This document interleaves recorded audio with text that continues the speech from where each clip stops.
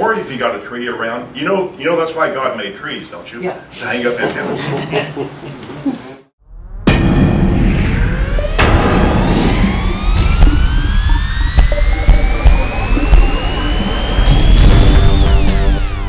Just real briefly, for those that I've met most of you guys in here, most of you that don't know me, I've been involved with ham radio since the 60s, back in my high school days. When a good friend of mine was a ham back in high school, I used to play around with him a lot, do all the stuff with him in his shack, getting the code and doing all that stuff. Well, make a short story long, he went off to one college and I went off to another, and I just kind of dropped it. You know, family, career, and everything got in the way, but I didn't pick it up again until I retired in 2006. So I picked it up again, and here we are now. But one of my passions has always been antennas. And about 2 years ago, I've got where I live up in Lake Berryessa, and above my house up there, I've got a ridge up there. I go up and play portable radio. I like to do QRP portable. And I was up there one day, and I picked up a guy that was coming out of New Mexico. I looked back at my notes to see who it was, but I think it was Mark that does soda summits down in New Mexico. It's call signs K5XLT. But I wasn't able to confirm that. But at any rate, he was coming in with a really strong signal. And so I asked him, I said, what kind of antenna are you using? He says, I'm using a W3EDP. And I said, I seem like I've heard of that, but I'm not quite sure. I can't remember what I had for dinner and all that like half the time. But I said, okay, where did I find this out? He said, well, just look it up on the internet. It's easy, and he said, I've got it on my QRZ page, look it up, and I've got some links there. So I did. And I'm kind of a fan, like I said, I'm a fan of antennas, playing around with them.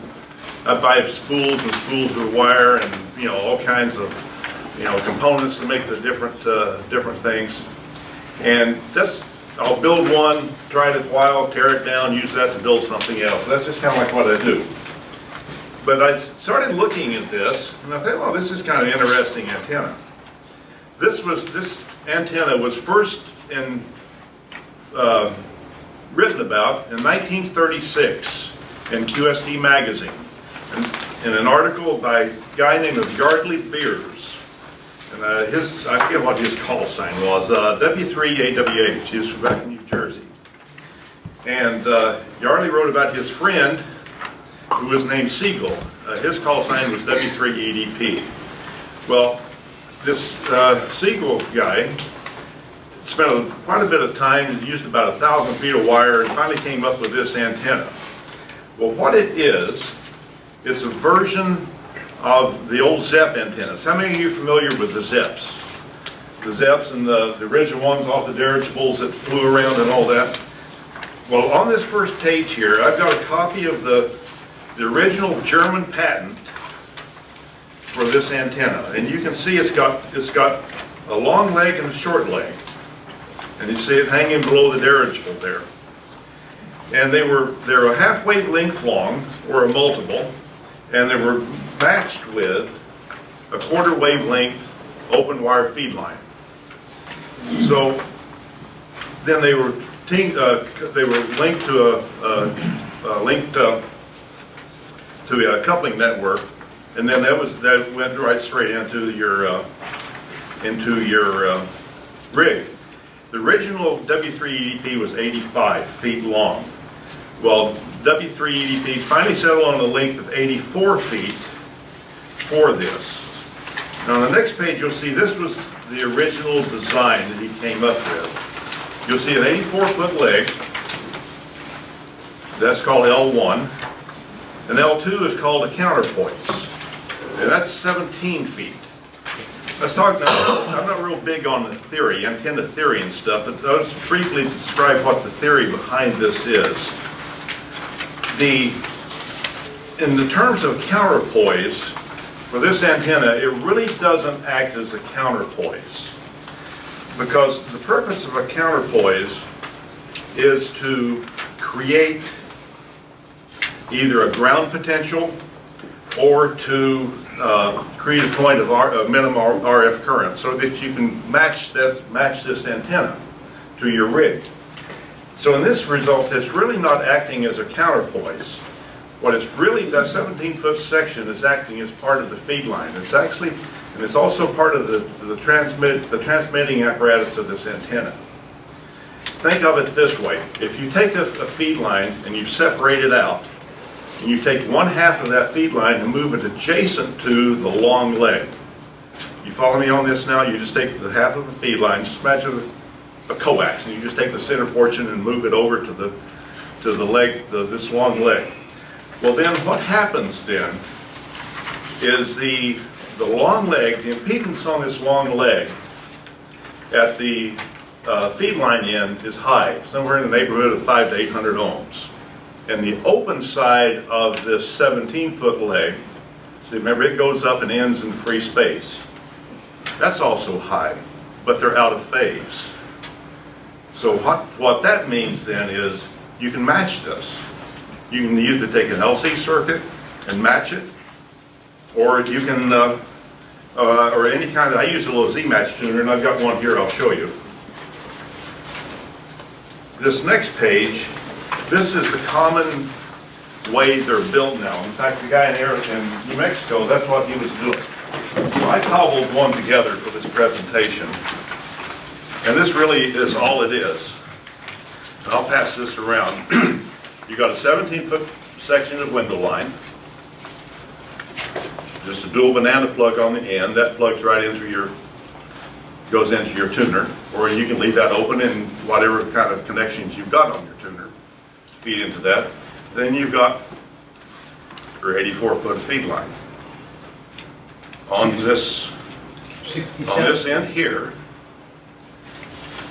right. This 84 feet connects to one side of your window line. 67 feet. Or, well, the total length is 84 feet right. Because you're counting the 17 foot of the first 17 foot of the window right. line. 67 feet of wire. 67 feet of wire. I'm sorry. Yeah, you're right.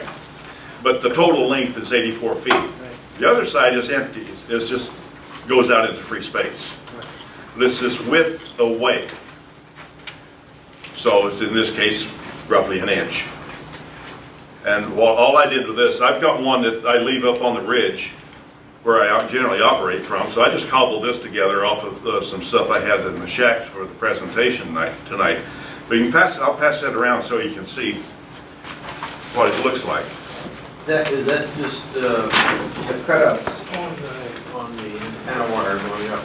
Is that, do you have to cut each one of those out, or? No, that comes that way. Window. That comes that way. That's called the window line or whatever? Yeah, window line. Yeah. I was at HRO back in January, and I picked up some of that. That's a solid wire window line. What I usually like to use is the wireman. There's a guy on the internet that's called the wireman. He has one that's stranded, and it's a lot more flexible. It's not as stiff as that. But here's what I do with it. I got a new, or a year or so ago, I got a new LDG tuner for my main rig.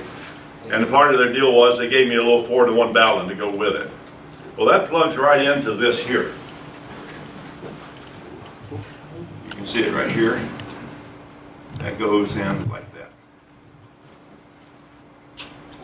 That plugs in right there, because for me, now you can plug straight into your tuner if you want, but this makes it a little bit easier because for me, I'm usually a few feet away from the operating position, so I run a piece of coax out of here to my tuner. And here's the tuner we use. How many of you are familiar with Z-match tuners, with Z-tuners? The MTEX? They're a little kit you can put together. Great little kit. I think they're like $60 or something like that. If none of you have ever built a kit, or if you want to build something, this is very easy to do. There's a couple of, the hardest thing to do is find a couple of toroids in there, and that's it. It's real simple to use. Got a couple of capacitors here. You just tune it for, why I do it, I just tune it for maximum noise, and then fine tune it. Click it up into the tune position there, and tune it to this little LED goes out. And that's it. you're in tune. You can do it in 10 seconds. Well, it takes me 20, but if you're really good at it, you can do it in 10. Great little tuner. I'd encourage any one of you that if you really want to have a nice little tuner that you can take out portable in the field, this is great. If you don't have a rig that has a tuner already in it. That's low power, right? Yeah, it'll take 25 watts. I think you could bump it up. Depends. Now with if you're running CW, I would 25. But if you're doing sideband and you're not a real heavy duty cycle, you might fudge it a little bit. I don't think you'll burn it up too much. I don't know. What type of capacitors? You know, So we got those little long plastic sheet capacitors. yeah, I think that's what they are. It's been a while since I built the things, but it's 25 would be pushing it. yeah, 25 is probably. You're right. 25 is probably pushing it. When I'm running portable work, I'll run maybe 25. Most of the time, I'm just running 5 or 10 watts, and it's perfect for that. Here, I'll pass that around. You guys can take a look at that. I should have brought a screwdriver so you can look at the components on the inside of it. But it's a real simple little kit. It's called MTech, E-M-T-E-C-H. And it's a real easy kit to do. Now on this last 2 pages, this is actually the 1936 article from QST. It was written by Yardley Beers. How many of you named your firstborn Yardley? Huh? You did? I need mine. Named beers. You named your Beers. Well, hey, I can relate to that. Lagunitas, right? That would work for me. Maybe name a daughter Lagunitas. Anyway, this is the original antenna, and it goes through the steps that he did to build it. When he built it. It works really good on 40. 20, it works pretty good. When I got hold of the guy on the Soda Summit in New Mexico, I was on 20. Now, there's one thing I want to mention. The short side of the window line, the open-ended side, it's termed, some people call it a counterpoise. Now, that's a big debate within the ham radio community as to what a counterpoise is, whether it is or it isn't. I think, to me, it's really not in this case. It's actually part of the feed line system for this antenna. On this page right before this article, there's a couple of alternates, counterpoise that you can do. And I've experimented with these. Most of the time I don't do it, but I've experimented with this. You'll see an L3 and an L4. And they're both just 16-foot pieces. The first 16-foot, that would be for 20. If you add the second one on there, it gives you almost another, that gives you a quarter wavelength on 40. But you can see the difference in the SWR that it makes. For 40, with just the straight L2, that short section of window line, or SWR 16, if you add the additional L3 and L4 counterpoises on it, it drops it down to 4. So it's quite a difference, especially on 40. But let me talk a little bit about the SWR. It's kind of to me, it's kind of a misconception that your SWR is a measure of the efficiency of the antenna. It's really not. That light bulb, incandescent light bulb, can have a perfect SWR. SWR is actually a measure of the resistive heat of your RF that goes into that antenna. The more heat, the more resistance it is, the lower your SWR is going to be. So it's not. Yes, SWR is important, but it's not the true measure of what the efficiency of an antenna is. You have comments here. You look like you're. Oh, that's okay. It's a hotly debated subject. I'll say that. Yeah, I'm an EE with the antenna and transmission. Sure. There's a lot of factors that go into the efficiency of an antenna. But a bed spring will work if you get it. Absolutely. And here's another thing. That the the radiated power out of that full dipole is the same radiated power out of that 5-element beam up at 100 feet. 100 watts out is 100 watts out. Not counting your feed line losses and all of that stuff. But 100 watts out is 100 watts out. In fact, that 100 watts out of that dipole will actually radiate more than that beam that's on top of that tower if it's a loaded beam. In fact, so your wire antenna can actually be more efficient than that. The difference in the difference is the shape and the direction of that signal. Your dipole is going to be a broader pattern. It can or cannot be, depending on a lot of factors. It's this angle, the takeoff angle, and it's the direction and the actually shape of that signal. When they talk about forward and back gain on it, you're going to get more out of that beam than you are out of your dipole. But still, power is power is power. So, Can I ask a question? sure. I noticed with the LDG balun, and I was about to ask a question when you yanked that out of the box. That question's answered. So there's times when you're going to be further than 17 feet from your antenna. Right. So with 5 watts QRP, what's the average length of coax that you've been using? What do you use? I usually use this 25 feet. I've got a 15-foot piece of coax I use. I use RG8X. If I'm really packing stuff, I'll use 174. If it's really short distance, it's a lot of weight. So, but I just use RG8X. And I've got a couple little mono band QRP rigs that I use, 5 watts out, and I've talked all over the world with those darn things. It's all in your location.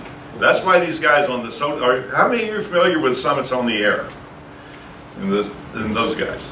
That's some of those guys are pretty active and are pretty darn good, and they've really stretched the limits of what you can get out of the antennas, and you can really learn a lot from those guys. That's why I was kind of excited to get this antenna and try it. My wife, like I say, I live up Lake Berryhouse, and my wife and I have a commercial flower garden up there, and every year we open up our garden to people coming through, and we'll have a couple thousand people come through every spring and look at the flowers and stuff. Well, I always set up a portable station, and I've got it there. And you would be surprised the number of guys that come through there that are hams say, "Oh man, I didn't know you could do this out here." I had one fellow from Walnut Creek, he hadn't been active in 20 years. His license was still current. So I had this antenna, this W3EDP up, and I was running, I think I was running an 857 that day, but it was only putting out like 10 watts because this had a little battery. And I said, "Here, get on here. The noontime net's going on now. Check into it." Man, that made his day. And as a result, he got active again. So it just takes something like that to do it. So how do you mount that antenna? Just hang it up. So you hang the end of the... Yeah. I've got a little jacket fiberglass pole. I'll just hang it up off of that. Okay. Or if you got a tree around, you know that's why God made trees, don't you? Yeah. To hang up antennas. Does that mean mountains to replace towers? Absolutely. Absolutely. Yes, sir. Is most of your contacts CW or phone? Most of it's foam. Guys, as I said, my passion's antennas. I like doing this stuff. I get to sit here and talk for hours about them and different things. Half of it I'm just blowing smoke, but half I just enjoy doing it. So if you guys, I hope if nothing else, one of you guys decides to maybe build something and try it. If it works, doesn't work, who gives a rip? It's the fun in trying it. There's some notes at the bottom. I want you to take note of these. First off, this QST article I got a hold of the ARRL, and they gave me permission to reprint it. Some of these diagrams are courtesy of a guy, MC4FB. I encourage you to look him up. You'll get a better diagram and the better pictures of the stuff. The analysis of this antenna, I just briefly hit the highlights, and I probably confused everybody as much as I'm confused about them when it comes to the technical stuff. But there's a couple of websites there that are good for the analysis. The one site is, did I put this down here? No, there's a guy wrote an article out of Britain. It's called Practical Wire Antennas. It's from the Radio Society of Great Britain. I forget his call sign now. He does a good analysis of this antenna and what it's good for. And lastly, there's a link for the archives. And Russ, I don't know, you probably know this. The QRP, the mailing list, it was back in the 90s. The QRP/L mailing list. Yep. This guy, he's got all those archives there for that. A great source of information. And one last thing. On Amazon, on their book section, on some of these different used bookstores, look up some of the old AWRL antenna books. I've got almost all the old versions. Every time there's a couple that I don't have, I'm always looking for them. When they come up, I'll pick them up. Huh? Oh, absolutely. Yes, definitely. Absolutely, they really are. Yep. And you'll notice they'll run a particular antenna in for 2 or 3 editions, then they'll drop it. And they'll do something else. Same story for Instant King. The Yeah. older ones are much better than the new ones. Yeah, and that's why this archives for this QRP/L mailing list is good. A lot of good information in there. I mean, I can spend hours on this stuff doing it, but half the fun's trying it. If you guys try this antenna, if you decide to build it, all the information is here. Build it, let me know, see how it works for you. Another good source is Antennas X. Absolutely, LBC. LB. Antenna X, he's got a whole series of antenna lectures. I mean, hundreds and hundreds and hundreds of pages, more than you'll ever do in your lifetime to go through that stuff. But great, you're right, absolutely great source of information. So, but, okay guys, that's it. Thank you. Okay, Thank you. I'll keep it.